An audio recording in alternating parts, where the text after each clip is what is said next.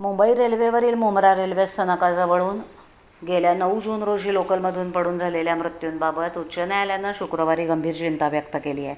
तसंच लोकल प्रवासादरम्यान विविध कारणांनी होणाऱ्या मृत्यूंची संख्या गेल्या 15 वर्षात 46% कमी झाल्याचा दावा रेल्वे प्रशासन करत असलं तरी दिवसाला 10 प्रवाशांचा मृत्यू होणं हे चिंताजनक असल्याचे ताशेरे न्यायालयानं ओढलेत.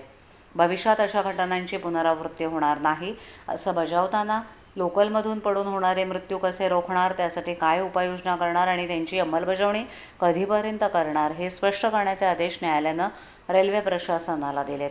उपाययोजनांची अंमलबजावणी केली जाते की नाही यावर न्यायालय देखरेख ठेवेल असंही न्यायालयानं स्पष्ट केलं आहे. लोकल प्रवासादरम्यान विविध कारणांनी होणारे मृत्यू रोखण्यासाठी गेल्या काही वर्षात अनेक परिणामकारक उपाययोजना केल्या गेल्यात आणि केल्या जात आहेत असा दावा रेल्वेनं केला आहे. मुख्य न्यायमूर्ती आलोक आराधे आणि न्यायमूर्ती संदीप मारणे यांच्या खंडपीठानं रेल्वे प्रशासनानं यापूर्वी दाखल केलेल्या प्रतिज्ञापत्राचा दाखला दिला. त्यात रेल्वे प्रशासनानं एकीकडे लोकल प्रवासादरम्यान होणाऱ्या मृत्यूंची संख्या कमी होत असल्याचा दावा करण्यात आला आहे. त्याच वेळेला गेल्या वर्षी लोकल प्रवासादरम्यान 3588 प्रवाशांची विविध कारणांनी मृत्यू झाल्याची कबुली दिली होती.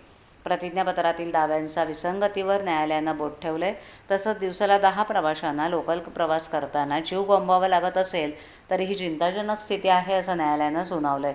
तसंच मुंब्र्याच्या घटनेची पुनरावृत्ती होणार नाही आणि लोकलमधून पडून मृत्यू होणार नाही त्यासाठी काय करणार असा प्रश्न न्यायालयानं उपस्थित केला आहे.